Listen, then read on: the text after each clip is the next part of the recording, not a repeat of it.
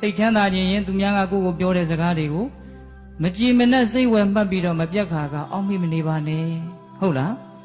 အေးသူတစ်ပါးဘာတွေလုံနေတယ်ဘာတွေလုံမနေဘူးလို့အဲ့ဒါကိုအလုတ်တစ်ခုလို့သဘောထားပြီးတော့စဉ်းစားမနေပါနဲ့တဲ့ဘာဖြစ်လို့လဲဆိုတော့အကုသိုလ်များမှဆိုလို့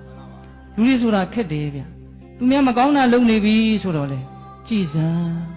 လူယုံမာတွေမကောင်းတာလုံနေတာစိတ်ထဲမှာဘာဖြစ်တယ်အကုသိုလ်တွေဖြစ်တယ်သူများကောင်းတာလုံနေတော့ခေါ်တဲ့လကားပါကွာဒီယုံမြင်လို့ဒီချုံထွင်းတာပါထောင်မြင်လို့ရာစွန့်တာပါစိတ်ကောင်းနှလုံးကောင်းနဲ့လုံနေတာမဟုတ်ပါဘူးလို့ဟောကိုမုန်းတယ်ဆိုလို့ရှိရင်ကောင်းတာလုံနေတာကိုတောင်မှစိတ်ထဲမှာအကုသိုလ်မဖြစ်ဘူးလားဟေးသူများကြောင့်စဉ်းစားရတာသိပ်ပြီးတော့အမျက်မရှိဘူး